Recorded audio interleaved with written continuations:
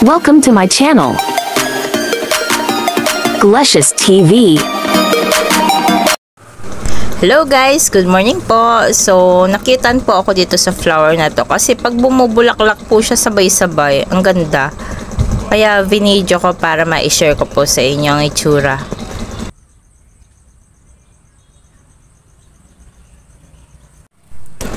So, andito na naman po tayo sa backyard para mag-ayos at yung mga basura po ay sinunog ko na. So, ito po ang update po sa aking melon. Meron na po akong pollinator na butterfly. So, happy kasi naintindihan ko na yan po pala ay ang kaya nalalaglag ang buko ay dahil walang pollinator. So, naglagay ako ng pollinator at hindi naman siya calcium deficiency daw, so try ko mag-pollinate. So ayan po, naglagay ako ng butterfly and I found out na effective po. Meron po siyang naging buko, so ayun po nasa loob kung hindi masyadong makita dito dahil ng net.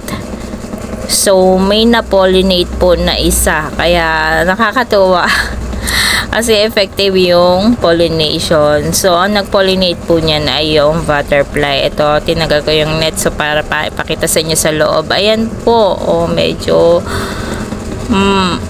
bumuko talaga siya. So, hopefully ay hindi po ito ma-damage ulit kasi ito po yung pangalawang buko at yung ibang buko po ay nalaglagan. So, ito hopefully po ay magtuloy.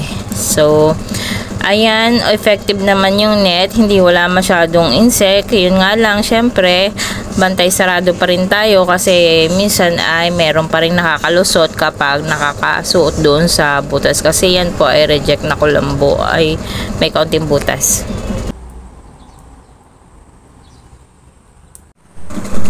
Ito naman guys ay yung Chinese na malunggay na itinanim po natin kahapon. So nilagyan natin ng baon na pinatas-patas para mag-form siya na parang landscape ang style. So okay naman. So sana naman ay gumanda ang buong garden ko. Halos lahat lalagyan ko na ng ganito para ayan, pati patola ko ay bumunga na uli. Ito, pangalawang bunga po siya. Yung nauna po yung na-harvest na. So, etong talong na to medyo matanda na po kasi ito. Kaya konti-konti na lang nabubunga. So, at least yan, kahit pa paano, napapakinabangan pa rin. So, may isa ulit din na isa pang buko. And then, meron kasi ako niyan pambinhi. So, padadamihin natin yan. Ito naman po yung ating gabi na pula. Masarap daw po yung klase ng gabi. Ito naman yung puti na gabi. So, ang laki-laki na. So, panggulay na siya sa isang araw. And then, ayun, yung okra. And, ito yung ating meron tayong ditong luyan dilaw. Ayun, andun sa may dulo.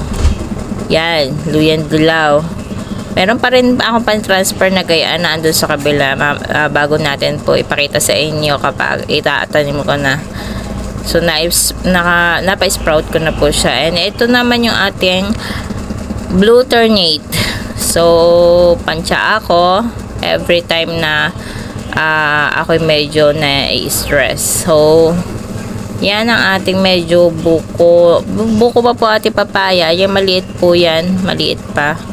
So, ayan. Ibuti natin ang buong garden at nakikita nyo naman ang mga improvement na ginagawa ko. Dating sobrang sukal.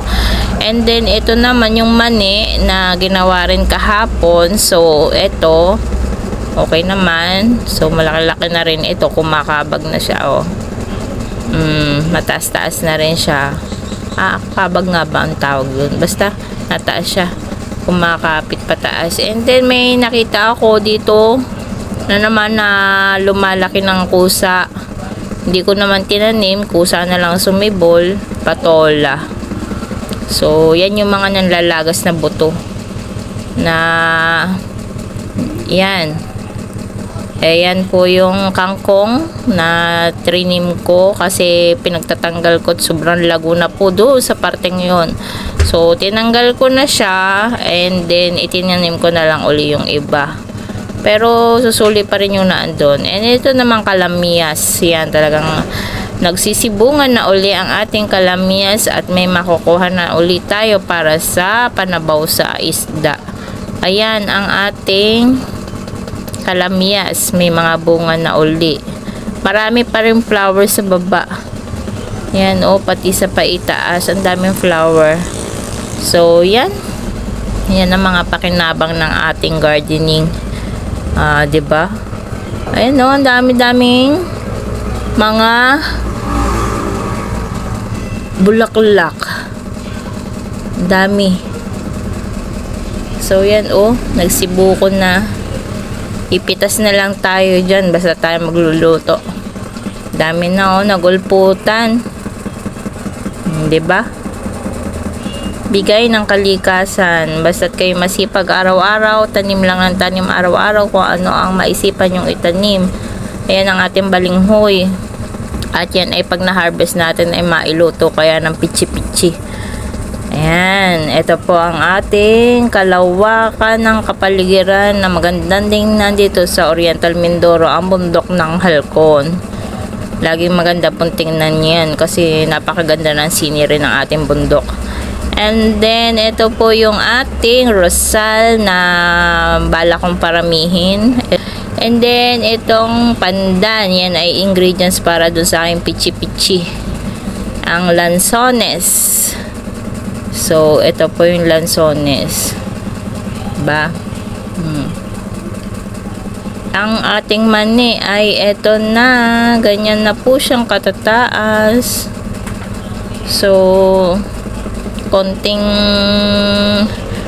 paghihintay, patlalaman na po yan. Konting na lang days. So, maglalagay pa po tayo ng iba pa. Balay na, ilagay natin din yung iba pang mani. Kasi may mga space pa. So, isinabog ko po dyan yung pechay hindi naman sumibol. Ay bahala na, baka palitan natin ng ibang paninim.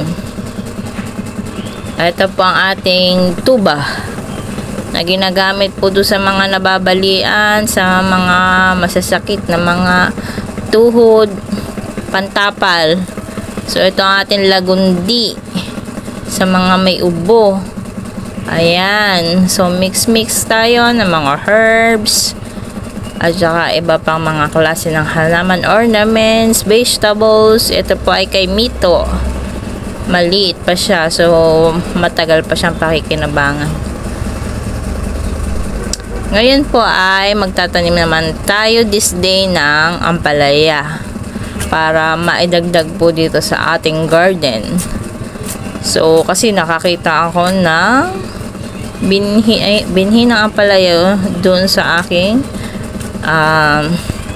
drawer. Kaya ito ay pupunla na po natin dito. And tingnan natin kung siya ay gaganda.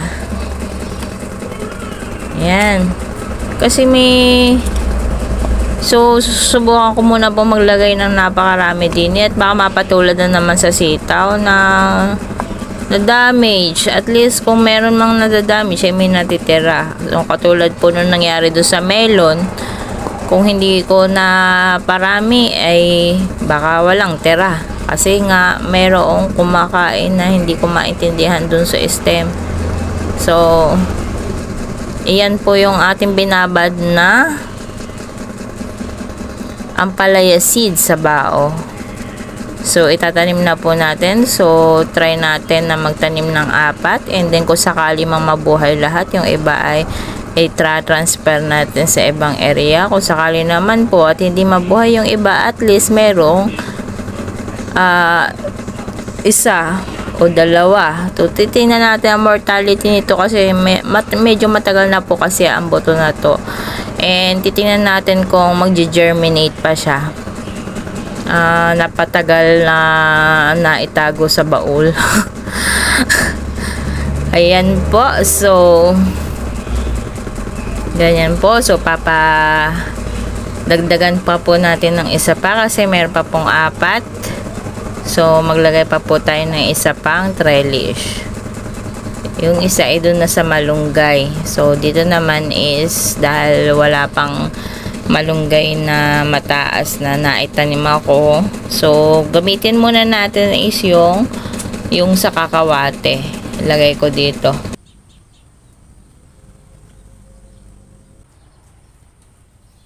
So, ayan. Dyan po natin itatanim yung isa pang ampalaya seed.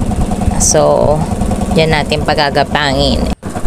Okay, so meron na naman po tayong nagawa para sa garden ngayong araw na to. Nadagdagan po ang ating mga pananim ng ampalaya. Okay, so accomplished na ulit tayo ngayong araw na to. So, ang gawin po natin is diligan na po na natin ang ating mga halaman na mga bagong tanim at saka po yung mga dati pang tanim. So, alright, makakapagpahinga na po tayo maya-maya. Okay guys, so keep on watching para lagi po kayong updated sa mga nangyayari sa garden, masama man o maganda, mga effect na nangyayari po sa ating garden ay atin pong ire-report sa inyo para po tayo ay pare-parehas matuto at makita natin talaga kung ano baga ang tunay na pangyayari sa ating garden, kasi hindi naman sa lahat ng pagkakataon ay maganda ang ating harvest o maganda ang ating pagtatanim. So pare-parehas lang po tayong natututo at nagsisimula pa lang, kaya sana ay makatulong ako sa inyo sa mga update na ginagawa ko. So, para magka-idea kayo sa mga pangyayari sa ating gardening. Thank you! So, katulad po nito, binisita ko ang aking sitaw at talagang nakita kong nakakalungkot kasi ang stem niya talaga ay nagbibitak-bitak, nagbabrown at hindi ko maintindihan. So, parang nangyari dito naman sa sili, nung siya kinain yung pinakailalim na nung nilagyan ko ng calcium nitrate, ayan, nagkakaroon siya ng kahit papaano ng usbong uli. So, tingnan ko kung matutuluyan siyang mabuhay uli. So, ito naman pong sitaw, ayan. So, ito yan, itsura na. Kakaiba ang nangyari dito kasi hindi ko maintindihan dahil ng yung pinaka stem niya o branch niya ay nalanta, nag-brown, at ang nakakapagtaka ay may mga goang sa stem. So, parang bitak-bitak. Ayan. So, ganyan po yung nangyari sa sitaw. Sabi ko, ano bang klase ng sakit yun? Kasi, nagbitak. Ayan, makikita nyo may bitak sa gitna. Bibitak-bitak yan. Ganyan po ang itsura. At saka, itong mga karatig na halaman ay healthy naman. So, ewan. Pero tingin ko ay mas maganda kung tanggalin ko na lang siya, palitan ng panibago. Hindi siguro fit dito sa areang to yung sitaw. So, maglagay na lang tayo sa ibang lugar. So, yan po talaga nakakapagtaka kasi healthy naman ang mga karatig na mga halaman, mga ornaments, and yung talong healthy naman. Thank you for watching. Hope you subscribe to my channel, Glecious TV, and click the like button